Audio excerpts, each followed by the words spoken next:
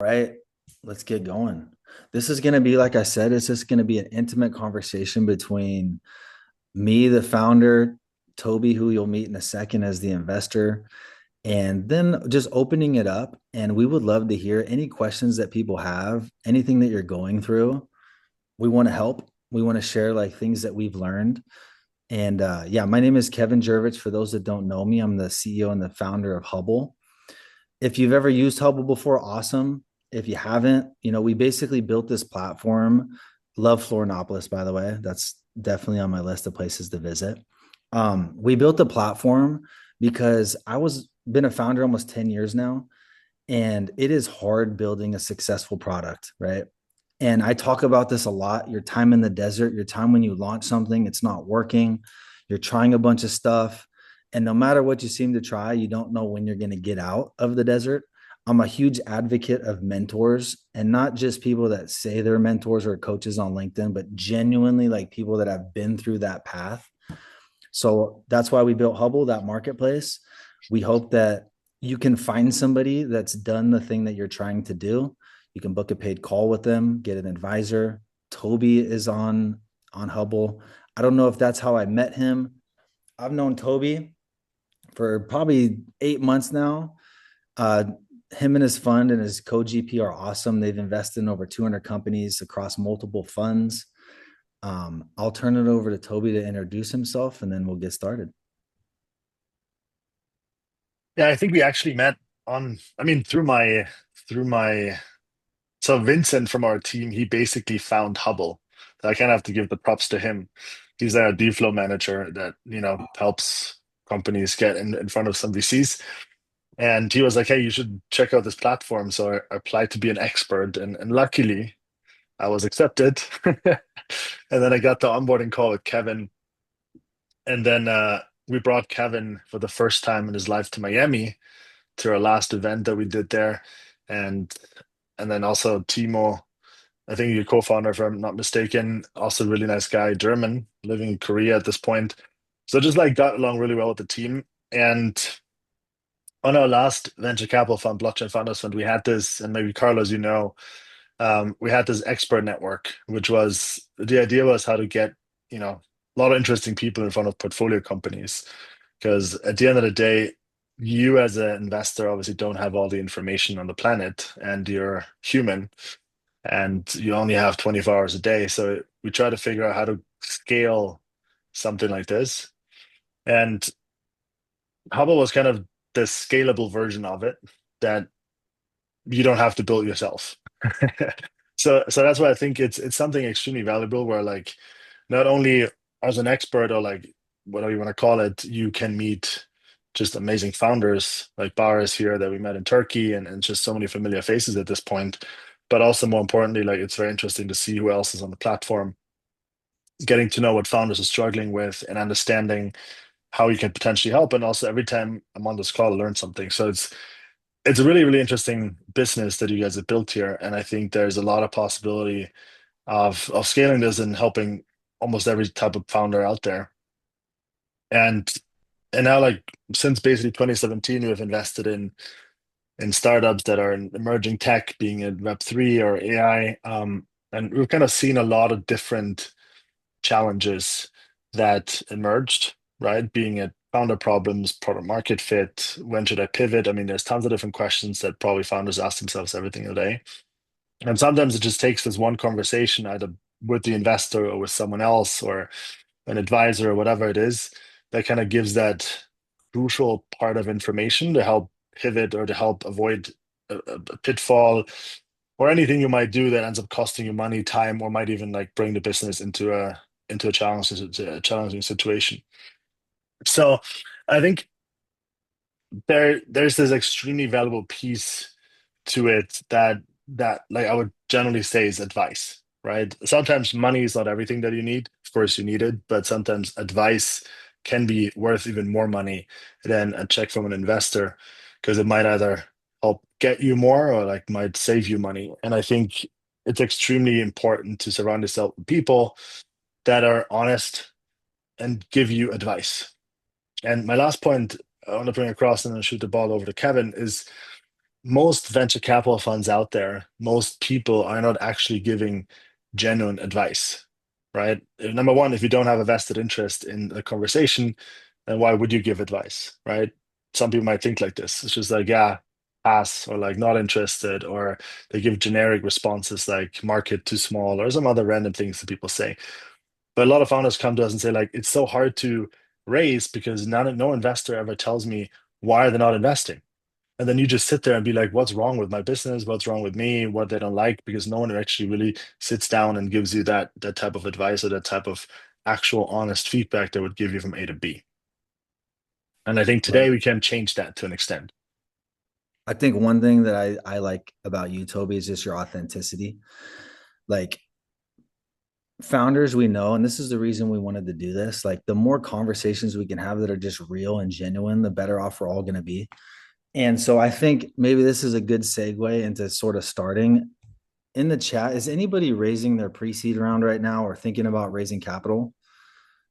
Just drop a one in the chat if that's you or you're thinking about that. We got a thumbs up.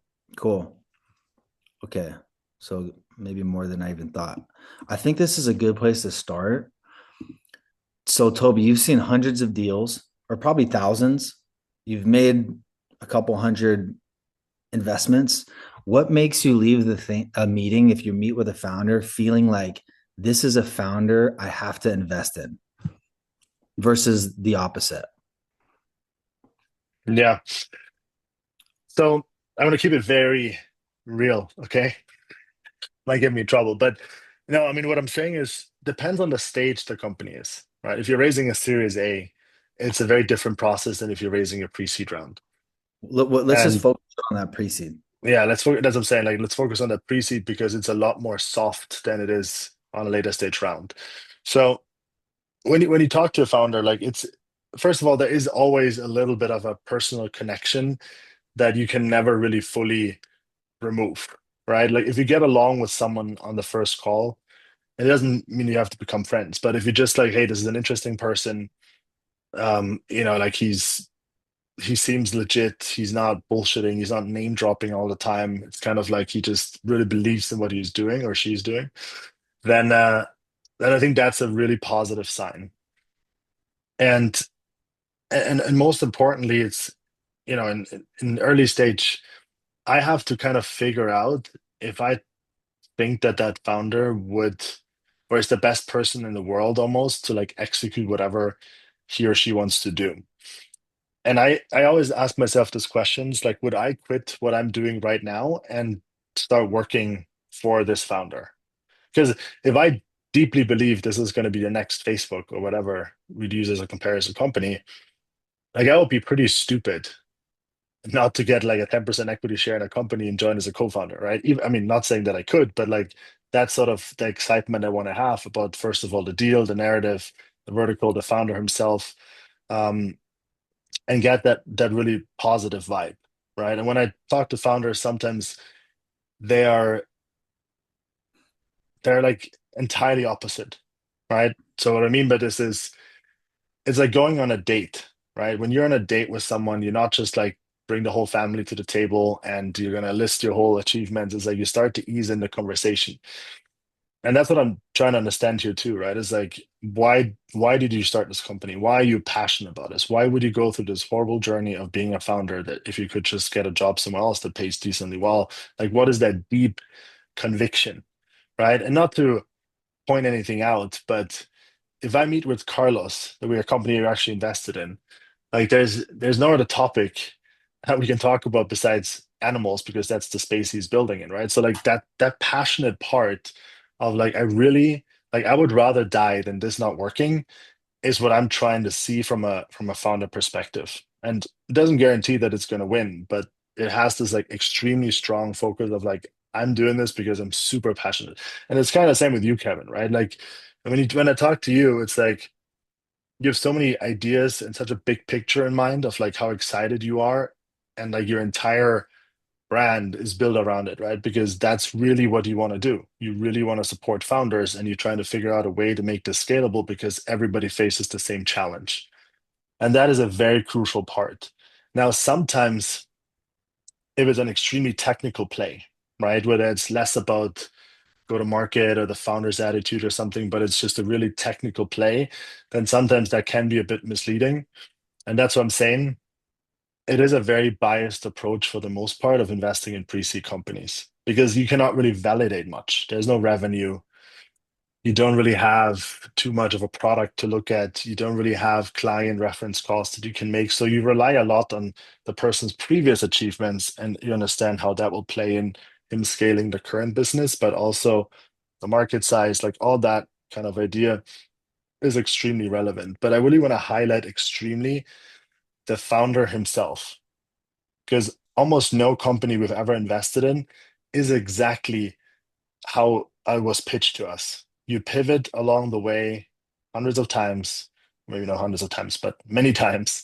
And then eventually you find that product market fit. You find the niche that you have where someone feels that pain point or feels that problem that you're trying to solve and is willing to pay for you to solve it more than what it costs you to solve that problem on a business perspective, which then leads to positive unit economics. And if you can scale that, that leads to a healthy growth and obviously a profitable company. So once you find that, that's really want to go hard. And I think it takes a lot from the founder side. Because I think it was Kevin O'Leary or something who said, company doesn't die when it runs out of cash. It dies when the founder runs out of energy. And I deeply believe in that because you won't have amazing days all the time. But the founder plays an insanely important role at a pre-seed deal. Yeah, and I want to piggyback on this because it's so important. I always say pick a problem and a company to start that genuinely pulls you out of bed in the morning. If you're doing something like think about, I don't know how old everybody is, but think back like when you're in your young 20s. I fell for this mistake. Your first career that I chose and a lot of people choose like in the US is something that's going to make them a lot of money. So I got into finance right away. I was in wealth management.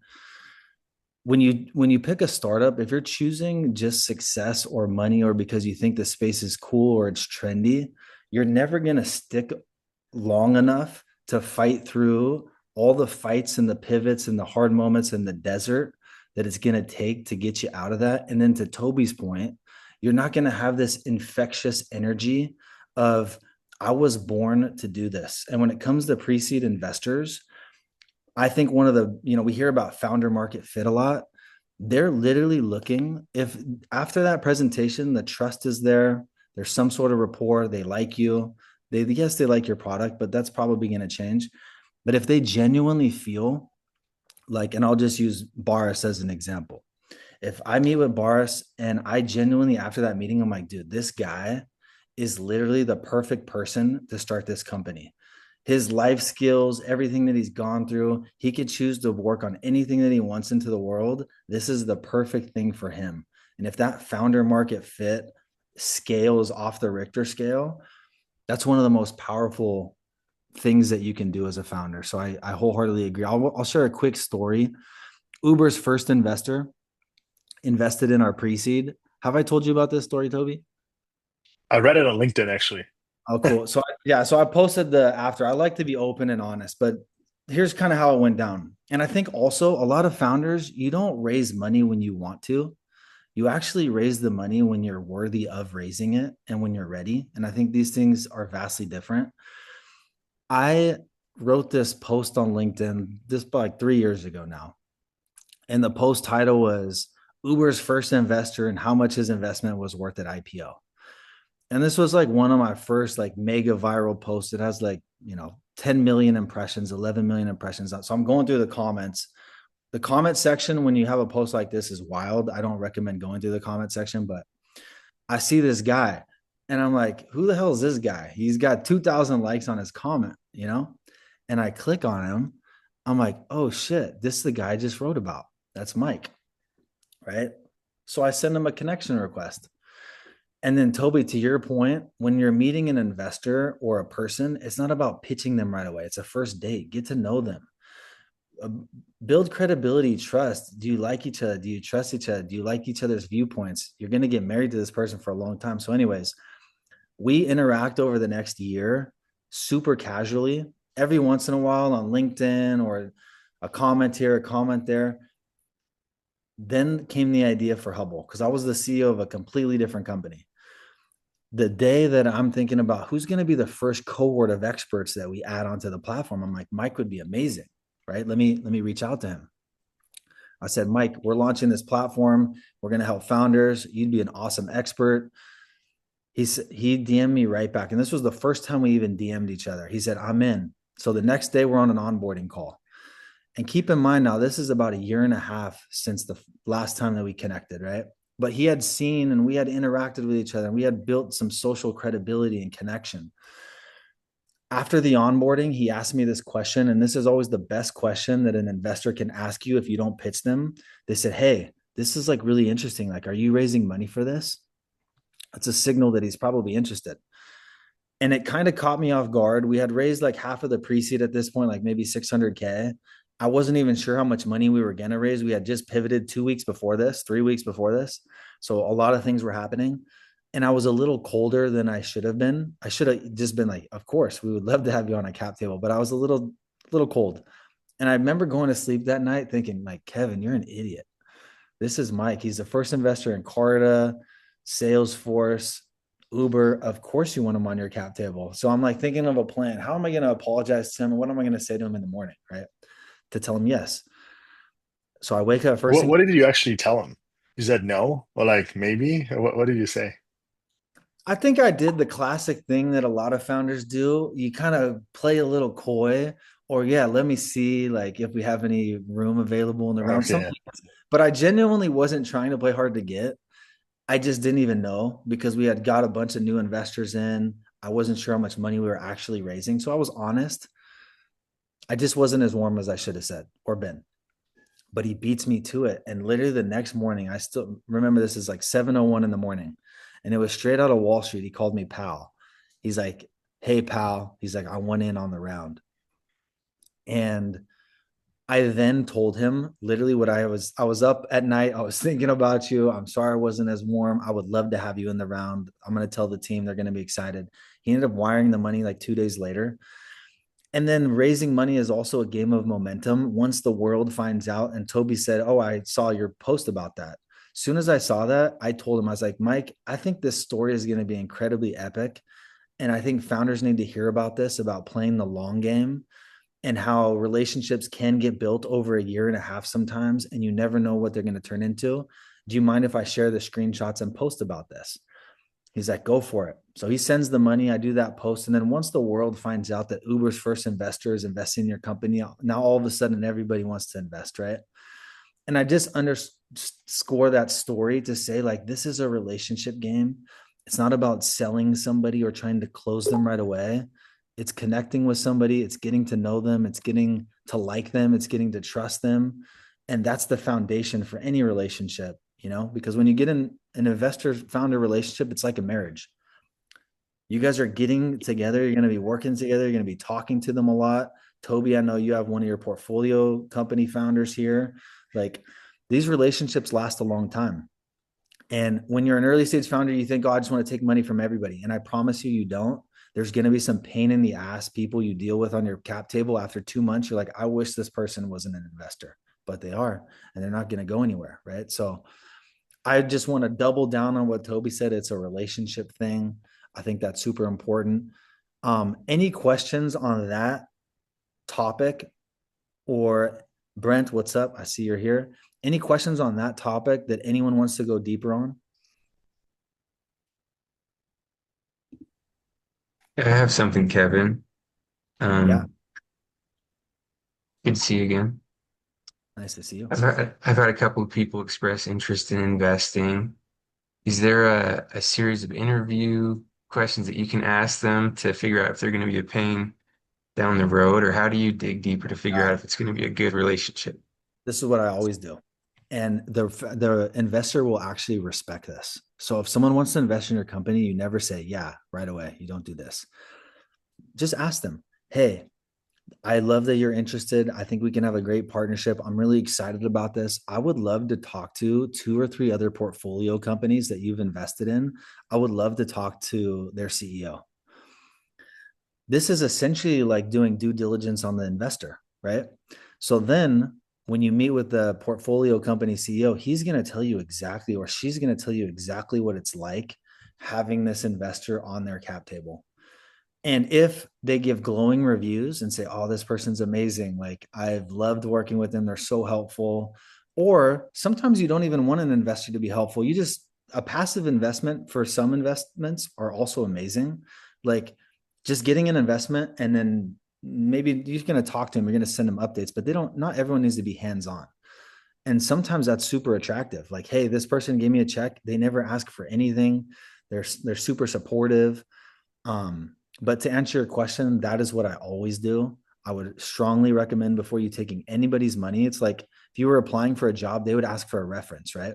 And they would talk to your old boss, or if you're going to buy a house or you're renting an apartment, they're going to talk to your last landlord. How was he as a tenant? It's the same exact thing. I Agree. would appreciate that. And one more thing to add here, which is which goes maybe a little bit deeper in that sense that like, if you have an individual that an like an angel, and it depends if that amount of money this person invests with you is a big portion, a small portion, or a very, very small portion of this person's net worth. The same thing is on a fund. If you have a $10 million fund and this person invests $1 million in you, well, if this person puts 5% of his net worth or 1% into your business, there's a very strong vested interest in knowing exactly what happens with their money. This can be good because, in that sense, people want to support you and they will try, but it also can be very bad because this person will take a lot of your time, right? And if you have multiple of those people or funds in your round, it will be very difficult to even get to normally work because they'll call you every day and be like, hey, what's happening? What's this sign? Is it going forward? Are we in trouble? All these different things. And like think about it, like even on our last fund, we had over 100, I think it was 170-ish LPs, right? And we had this idea of like saying, look, you want to have all these different profiles in the fund because they are going to be value adding. And they all have these big titles and whatever, doing all these different things. Number one, most people are not necessarily that value adding, right? Because if their stake is extremely small, then it's like, okay, whatever, right? If you don't have a strong relationship with them, they also won't call you. But then you have these couple of people that are like very eager because the money's on the line, like literally, and it would hurt them if it didn't work out. And then you have that problem of having to manage like all these different stakeholders or shareholders in this part. And I think just understanding the position these individual investors are in, asking them, what's your AUM of the fund? How much of that would be in my company? Like, how do you typically work with businesses? What type of what type of reporting do you expect from our side? You get a pretty decent idea pretty fast, um, how involved someone wants to be and also how involved someone actually will be, right? Depending on what type of requirements they have from you, in order to go through that process. But again, raising money, every single person is, as Kevin said, a very long marriage. Number two, it's they take a piece of your company. Like it's not just free money, right? Like you own less of your company after you take someone else's money. So also be very mindful of that, right? You're giving away a piece of your company that could be worth hundreds of millions of dollars if you are the next whatever Tesla. So, and then the last point is, um, it's not a competition of how much money you raise. I want to just highlight this very specifically because I think this whole startup ecosystem shifted of like no one talks about profitability, not no one talks about revenue. Everybody's like, oh, I just raised from A16, I raised from Sequoia, and that's kind of like labeled as the holy grail of entrepreneurship, right? Which I strongly disagree. I love that. I want to add one more thing on this topic that's so important. So as Toby's saying, you get a bunch of investors on your cap table, right? If you, as the founder, are not communicating with them consistently with investor updates, eventually what will happen to you is you will start getting inundated with messages from them asking how things are going. And you do never want to be in this situation, right? So how do you not be in that situation? Every founder that raises money, in sometimes even a case where someone says they pass, but hey, keep me posted on your progress. Put them on a list. You have to send an investor update email out every single month. If you're the founder CEO, you block it off on your calendar that day that I'm going to send the first of every month. I send out a detailed investor update on everything that's going on with the company, the good, maybe even more specifically, the bad, and present an ask.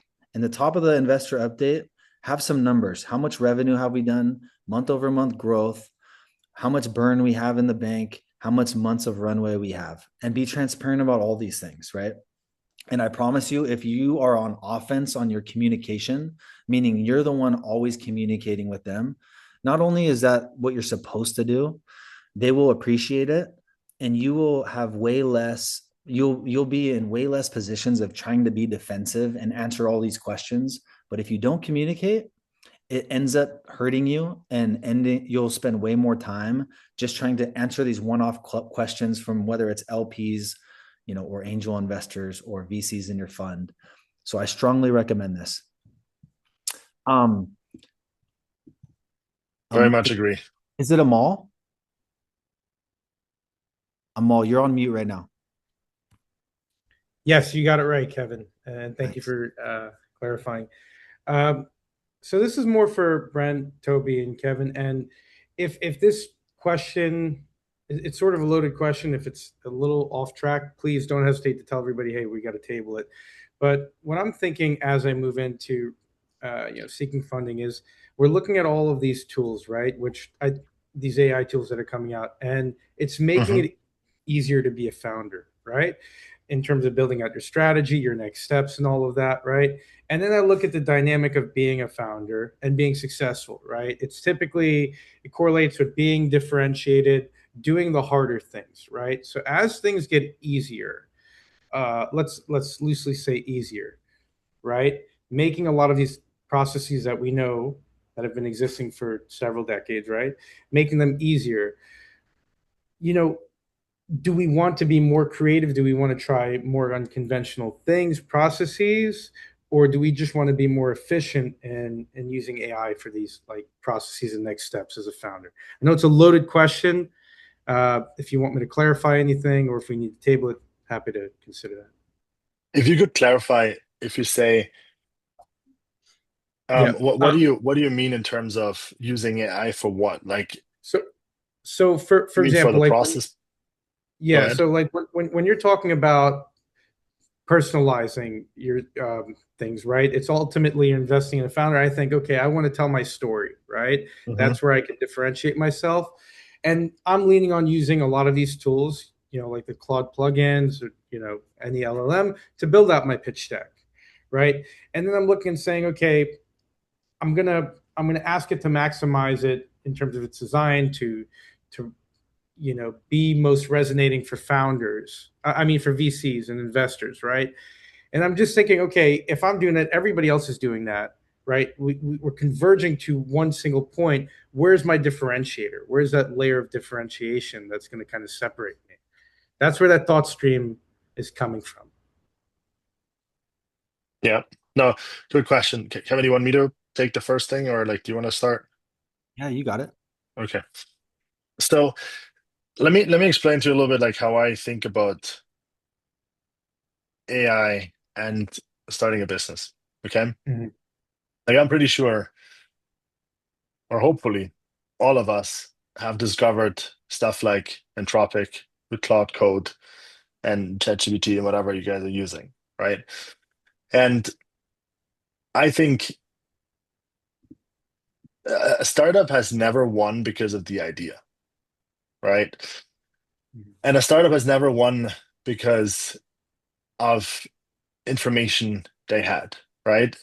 To an extent, it's entirely based on execution. Because I guarantee you there's someone out there that has a similar idea or maybe the exact same idea that you have right now, and he or she is just not doing anything to get to the execution part, which means putting it in practice, right? Like, it's hard to be a founder because it means you have just a lot more risk on the table because you have no recurring income. You have to take, put everything on black or red and just go through a lot of tough times.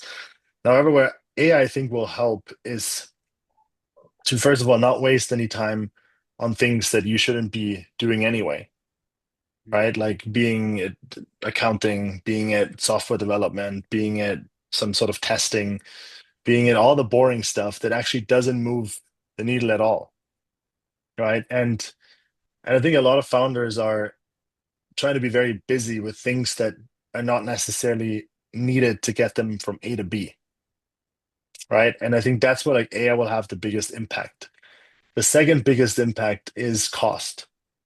So it used to be very difficult to start a business because you had to immediately hire a developer if you wanted to do if you want to do software. You immediately had to hire an expensive law firm and do all these different things. Now you can, to an extent, maybe not forever, but for at least for the beginning, to get to an MVP, to get to a product, you can probably save like 90% of the cost, maybe even more, which means you don't have to raise immediately, right? Which means you don't need to do an angel round or like a pre-seed round maybe, and you can directly jump into something more meaningful when you have more traction, which then also is a very positive impact towards you having more of your company at later stage rounds, and maybe even like becoming profitable a lot earlier because you don't have these immense overhead costs, where you don't need a 30 people team anymore with 25 developers doing XYZ because you can somehow streamline it.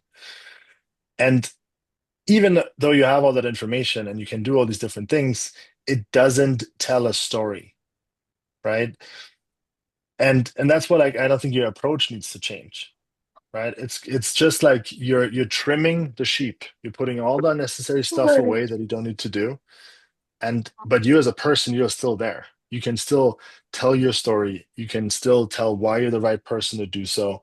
And showing that you're using AI for these certain things to focus on what you want to do is, in my opinion, a differentiator, right? And that paired with previous experiences, again, leads to that specific profile that people want to see and invest in. One thing I would add here, of course, there's AI that makes us more efficient, right? And we know these things, we should utilize them. But if I think about like Hubble, when we launched, like, why are we successful? I think one of the things that, and we continue to do this, and I think Superhuman did this well, and I think they still do. Maybe every single person that gets on Superhuman, they manually onboard them still. Every single expert that we onboard onto our platform, we could have easily had AI like create their profiles, onboard them, never have to talk to them, and like they're up and running, right? And maybe at some point there's a sort of a handoff. At the early stage, you want to be on the ground as much as possible, doing things the old fashioned way. So for us, what did that look like? The first 8 months of our company, literally, I was on onboarding calls every single day, all day long, meeting experts. Toby even said the story. Did I onboard you, Toby, when you came on Hubble? Yeah, you did. I onboarded everybody, like the first 300 people. And these onboardings are not 5-minute calls. They're like 45-minute calls. And the first 30 minutes is like just me sharing my personal story, why I care so much about this space, why our team cares so much about this space, who the people are behind it, learning about them, what they're dealing with, what they've done, what they've accomplished.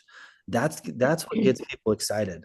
Like a genuine good story that's authentic and real, and connecting with somebody, getting to know them, getting to know who they can help. And the more experts we got to know, it makes it easier for us when a person books a call and then they send us an email like, hey, who else should I talk to? We know that we have this massive Rolodex of people. So I think just one way anybody's company can differentiate itself early on, I say this all the time to my team, is like having more soul, caring more than your competitor. If you truly care more, eventually it shows up in the product and people can sense that. But doing things that don't scale, Y Combinator talks about this all the time. I think now more than ever, you can actually separate yourself from the competition by doing these manual things that, yeah, sometimes they take some time, but that's how you build a loyal following. That's how you build a loyal customer base, by doing stuff the old fashioned way, right? There's no elevator to success. You got to take the stairs. And I think most founders should be taking the stairs probably more than they do. Ray, I see you have your hand up. Yeah, thanks for hosting this, Kevin and Toby. You mentioned Pleasure. pivoting before raising from Mike Walsh. I'm actually going through a pivot right now, um, but we're building everything from scratch, new name, no IP or code carrying over from the old product. Um, for anyone else who's navigated a pivot like this, I'd love to hear it. But um, do I form a new entity we've only raised from friends, family, but before I go pre-seed, raising from VCs, do I form a new entity to clean up the cap table with just friends and family safe holders and committed team carried over, or do I keep the existing structure? And I'm curious what you did, Kevin. I can tell you what I did. I don't know if it's like we it was a brand new company, but all the old pre-seed investors from my last company, I looked at this as yes, it's a pivot, yes, it's a new company, but I still wanted all of their investments to carry over. So all those old safes, we transferred the name, had them re-sign safes. I think it's like I believe a lot in loyalty. I believe that those people that took a bet on you, they should also get a piece of this if you're pivoting. Now, maybe there's some dead equity from some old employees that Exactly. Yeah. maybe that doesn't carry over, and that's totally acceptable. You don't have to do that. I think some founders may be more cutthroat and they just like, okay, all these people are done. I'm starting fresh, but I didn't do that. Love that. No, I want to. I value my early believers, and I want their shares to transfer over. But that helped me with my I question. can echo this because I'm actually we're still in the process of having invested in a company that didn't do well, and and the founder basically decided to not even like shut it down or anything.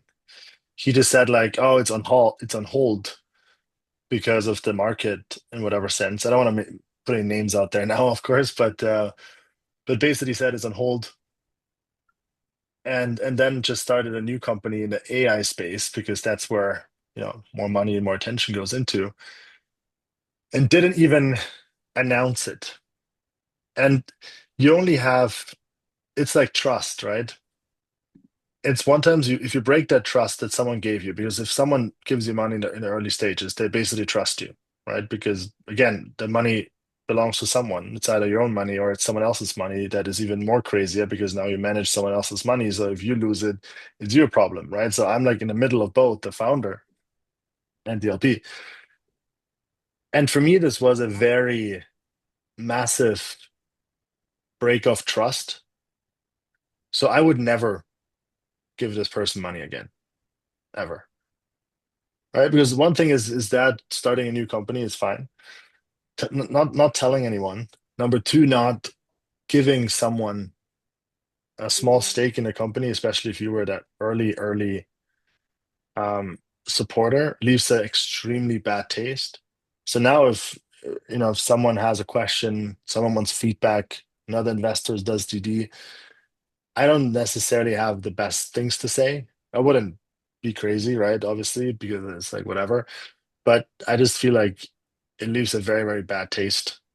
And I would always start from scratch because I don't like entities that are flagged challenges. Maybe you have to file for bankruptcy at some point. You always have to start fresh, but just make sure that early supporters, if you feel that is necessary, or if you want to do it like Kevin did it, like move it over into the new entity and say like, look, I know it's a pivot.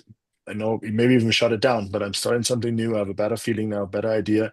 If you want, I give you some allocation.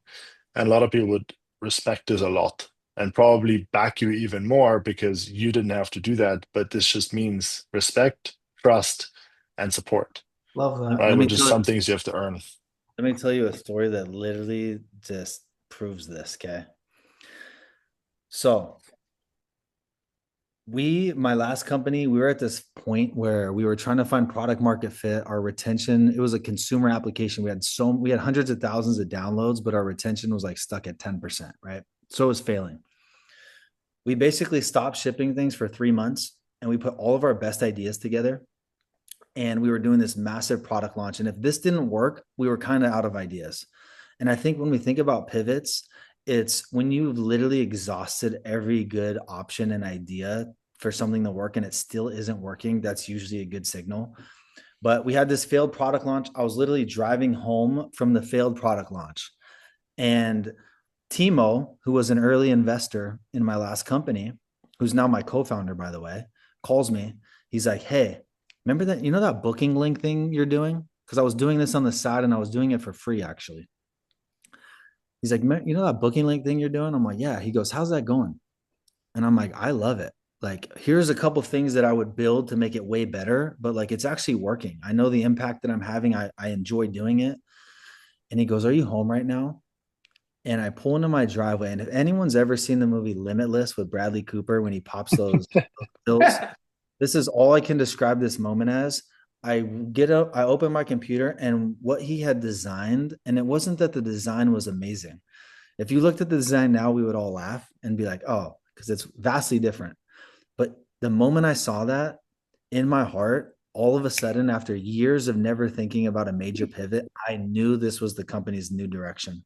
I had to, like, when I say I had 100% conviction, it was probably 120%. Okay. So why does this story matter? I'll tell you. I was like, before I tell anybody, I need to sleep on this. I woke up the next day. I had even more conviction. I was like, okay, I got to call all of our investors, which was like 37 of them. There was like a bunch of small angel checks. I got to call all 37 of these people and tell them that their investment in this other company is vastly different than what the new direction is going to be. That's not a happy day because you're thinking, oh, are they going to write me off? Are they going to think I'm a failure? Are they going to say, what the hell are you doing? I didn't invest in this company. You know what happened? And I vividly will never forget this day. Every single person I was picking up the phone calling and telling them about this new direction, they knew this founder market fit, that this new idea was so much better, that was so much more me. They sensed the conviction that I had. And I wasn't asking anybody to add new money. That's not why I was calling them. I was telling them, this is going to be the new company. It'll be a new entity. Your investment's going to roll over, but here's the new direction and here's why. About 80% of the people added more money and doubled down. Wow. And a day that I was thinking is going to be a shitty day ended up being essentially like our first $400,000 raised for this new company. And I wasn't even anticipating this in the slightest. And then the day after that, I called all my employees. We had one-on-ones. I said, "Hey, here's the new company direction. If you want on board, I would love to keep you. If you didn't sign up for this, I know if this isn't for you, then it's not for you. But if you stay, here's the level of commitment I need from everybody." Only one person left. Amazing. Did Yeah. those investors come like add more money at the same value cap from the previous Yeah, company? it did. Yeah, because it was Amazing. still essentially a pre-seed deal. But it ended up being an amazing thing. And yeah, I guess that honest and that transparency, and your investors know when something isn't working, and there's time to have grit, and there's time to continue, and there's time to like not give up. And there's also a time to be prudent and see if there's a better way forward. And if this new vision or idea is better than the original based on the things that you've learned or the things that you've experienced, people they'll know. So yeah. Amazing. Thank you for that. Nice example. Yeah. Anything else on that? We got 13 more minutes. I have a question, but I can't find a raise hand button. I don't know where it is. That's I'm not fine. Fire away. sure. Thanks for organizing this, Toby, and nice to see you, Kevin. I've seen you on LinkedIn a lot, and I've been kind of following your path for a while now. So it's good to actually meet. I'm trying to understand Hubble a little bit more than what I've read. A few times I have cold outreach to some investors, and they're like, "Oh, you can catch a session with me on Hubble." Um, and so I'm trying to determine like what's the ROI on these things. I mean, you're the founder, so you might be a little bit biased, but in general, like is Yeah. it just you just chat, or is there continuity? It depends on the person, or all the VC friends that I have, they don't have time to do things like be on Hubble. So I don't know who's exactly on there. And just a little bit more color on the value prop if possible. Yeah. I think one thing that I would say, and I always say this, if you are raising money, you want to try everything imaginable to talk to people, right? So whether that's cold outreach, whether that's warm intros, whether that's using a platform like Hubble to talk to investors or competitors, I think you should be doing all of those things. And the ROI question, I think the only thing that you can do is give it a try and try it and then ask for yourself, like, was it beneficial? Was it helpful? If I didn't 100% believe it, when I moved to San Francisco, I had literally zero VC connections. Nobody. I knew nobody. And the way that I got my first VC connections, I would sit at this park in San Francisco called South Park. And South Park, or the cafe was called Cafe Centro, and it was in South Park. And South Park has all the new like VC firms. They moved from Sand Hill Road in Menlo Park. Now they're in San Francisco. Now they're in the Presidio, but 8 years ago they were in South Park. And I would Mm. sit in these cafes drinking my lattes, and I realized in this one cafe, for whatever reason, probably because of how close it was founders pitching investors. And this is before COVID, so they were doing them in Yeah. person. And I would literally eavesdrop on these conversations. And if I heard someone's name or email, I'd jot down their email. And then I'd get home and I'd be like, hey, I know this is a little weird, but like I'm also a founder. I heard you're an investor. And then I learned about like, oh, there's different stages of investors. Like this guy's a biotech investor. He's not investing in a pre-seed consumer application. It Yeah. was a complete waste of time. And that's also part of the motivation. Hubble is utilized for advice and for wisdom and for relationship building above all else. Do we see a lot of deals that happen on our platform? We do. We see it all the time because at the end of the day, an investor and a founder are humans. And if you come to them asking for advice, sharing about your business, and if they like you and they leave that meeting feeling like this Ellie girl, there's something special about her, right? It was a paid call. There's something special about her. They're going to want to stay in touch. So I would utilize the platform from that perspective and just trying to understand, hey, here's my business. Like, what would make it impossible for you to pass on? Like, what would you need to see from us as a business to get really excited about what we're building? Right. And you can also use it as reps. You're just talking to an investor. The more reps you have at something, the better you get. Um, but yeah, my biggest advice would say, hey, just book a couple calls. Book a couple calls with people that you look at their profiles and you feel like you fit their thesis or their persona or their person, or maybe they have a video on their platform and there's something about them that you feel that connection towards, and have it be one of your tools in your tool belt as you go along as a founder. Yeah. I mean, I guess what came up for me was like, if I have to pay to have them get interested in talking to me, are they really interested, or is it just kind of waste of my money? It's kind Ali, of both. actually, maybe let me answer this question because, like, I haven't. It depends on what people are charging there, right? Maybe it's like 50, $100 or whatever for this call. I don't think anyone on this platform is on Hubble as a primary source of income. Right. You know Okay. what I mean? You're not going to Well, make I've twenty seen some thousand that are like dollars. 300, like 250, 300. I'm like, oh, okay, well, that's kind of a bit. And are they there for a source of income? Anyway, so I just kind of wanted Yeah, to but I mean, it's kind of like you judging that value, right? Like yeah. if someone is like, for example, I don't know, the first investor in Uber, right? Like I would pay $500 to talk to this guy, right? Could be a really Mm. cool in conversation. Maybe he knows someone.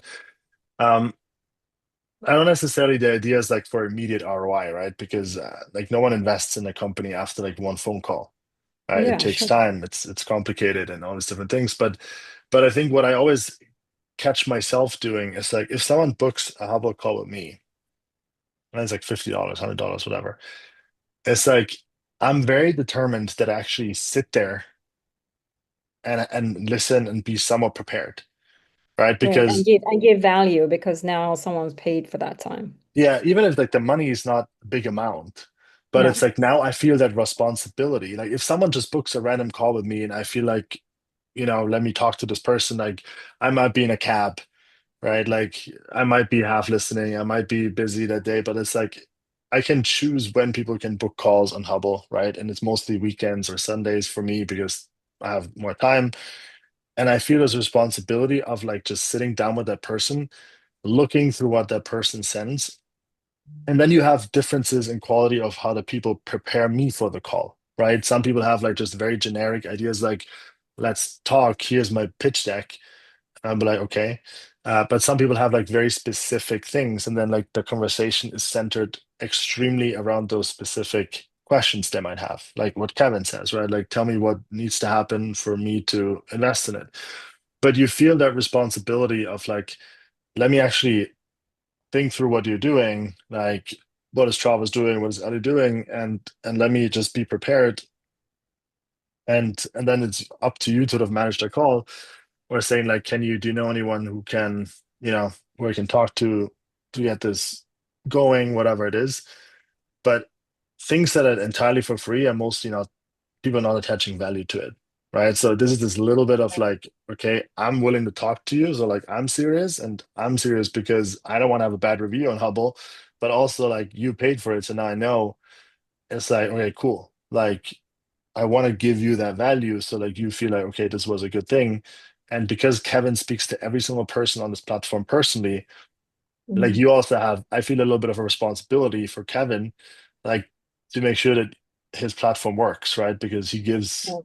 and I honestly like there's a lot of really interesting people. So you just have to figure out who is a good fit, also what's in the price range you would, try out and just give it a try, right? Yeah, yeah, I know. I was thinking of making it part of our outreach because, like, we're doing cold outreach, we're doing conferences, and this could be like another channel where we say, like, 4 or 5 or 10 calls a month for the next 3 months to kind of spread out our Yeah. messaging. But like, was trying to find out like what are the pricings are all over the place, and so obviously have to figure that out. But Yeah. something like that could be interesting where maybe you offer a package or something like that, if that's even possible, because everyone sets their own pricing. So maybe it's not possible, but I mean, what yeah. what we are trying to do as a fund, and I think what's gonna be, not sure if I can reveal that, Kevin, but I want to do it anyway. Um, no, but I think what is interesting for like a venture capital fund to, for example, partner with Hubble and say like, look, you have X number of credits for your portfolio companies to go through there and like talk to people, right? As like a perk of what companies can offer. So I think some of this stuff could be a really cool opportunity to offer founders access. Yeah. Yeah. All right. Thank you. One of the things, and just to close this up, and then we'll pass it over to Carlos and Boris, is depends on the company you're building, but funding is obviously important, but so is like traction, and so is go to market, and so is growth, and so is revenue. Like we have so many experts that are great in those fields that are ex founders or current founders that could be in a similar space as yours. And maybe starting there and building a relationship with them. Founders want to help other founders. They just do. They know how hard it is to go through what we're all going through. And some of the best warm introductions you can get to investors are from other founders. So you maybe book a call with another founder, it has nothing to do with investment. It has everything to do with growth or revenue or go to market. And you get a relationship with this person, then they believe in you, they get to know you. They'll be the first person when it comes time, like in 2 months, you're like, hey, we're going to raise a round. They'll be the first person to say, oh, let me introduce you to this investor that I know that I think would be a good fit. So this is another sort of strategy that you should use. Thank you for that question. Thank Um, you. Boris, let's go to you. You've had your hand up for a while. We got Oh, we got no, 3 minutes. no, Try to be quick. no, it's okay. Well, I mean, I thought I was going to be the last one because it's going to sound like a bit accusing. But, well, first of all, I really like what you have done so far at Hubble, and I want to thank you, Kevin, for that. And it's going to be an answer reply to Ellie as well. Ellie, I have messaged you, but I'm going to explain. I mean, rather than just meeting the cold outreach and other stuff, I think Hubble is like, well, the at the moment, with the AI, you can produce anything in a shorter period. Like in a month, you can create enormous applications or whatever you like. But with Hubble, you can reach the people. You can talk to them. You can understand what the markets need. There are going to be people who doesn't understand what you mean or, really cold. But there are also going to be people who understood you and asking questions. And these are, I think, all preparation for what's the environment is about. So I think it's really valuable, and it's a kind of accelerator for, from Turkey, I can reach to Tobias. We can talk, he can give me ideas, and we can meet. And that's all by Hubble. So I really want to thank you about that. And it's something really, really useful, I think. And so that's Thank you. that's that's all for a kissing. It's not ace kissing, but you can you can cut it off. Yes. Thank you, Boris. Yeah. Okay, Agree, bro. Carlos. Yeah, real quick, bit of social proof. I was introduced to the concept of Hubble about 2 months ago through a friend who uses it for BD. He said he would hire experts to then give him intros to the C-suite and he'd get business. Turns out he was talking about Hubble, and I just realized that today. So it works because he's getting a lot of business using that approach. Number two, I just looked up a few people who I've been like dying to get a warm intro to. And I'm telling you, the calories I burnt trying to get warm intros cost me more than what I see of per session prices. So value propositions there. And number three, Toby, come on. Yeah, you've been hiding the secret. This is awesome. So that's all. Really really cool stuff. I like as a fourth-time founder, I find making connections for me personally one of the toughest things to do. So I find this sort of like greasing the skids, taking away some of the friction, and adding a little barrier to that kind of human in-person fear that some of us may have, including myself. So this is really cool stuff. I like it. Congratulations. Thank you, Carlos. It's awesome hearing things like this because at the end of the day, I still am. I'm in all of your shoes. I know how hard it is. And it like when Ellie asked this question, I could answer it this way, but when it comes from the founder, maybe it's not as authentic. And so I'm always just like, hey, just try it yourself. It sucks sending out cold emails to people and trying to get in touch with them and cold DMs. Yes. You could spend weeks doing all this stuff. And for some, doesn't mean you should stop doing it. Keep doing it. I find it so much more a better use of time just spending that $50. And to Toby's point, when someone books a call with me, it immediately, the feeling that you feel inside is I better deliver this $100 for this person times 10. This is just like a human feeling. So people are going to show up to the call, I promise you, and they're going to be like, I got to over deliver because it's their reputation and it's their sort of name, I guess, on the line. But Boris, Carlos, thank you for that feedback. I'm glad we got that recorded. We may turn this into a LinkedIn post. We'll find out. Kenneth Kelly, last question.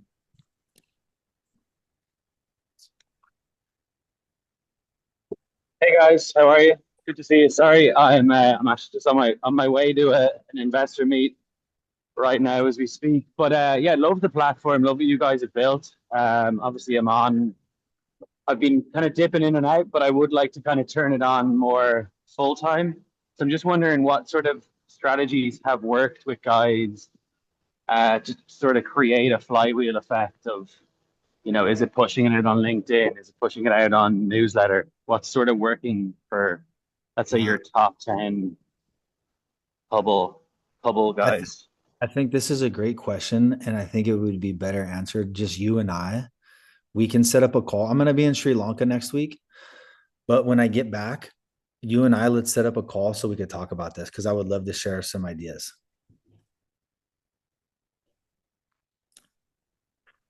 Cool. Was there, do we have, oh, we are running out of time already. Jesus, this flies by.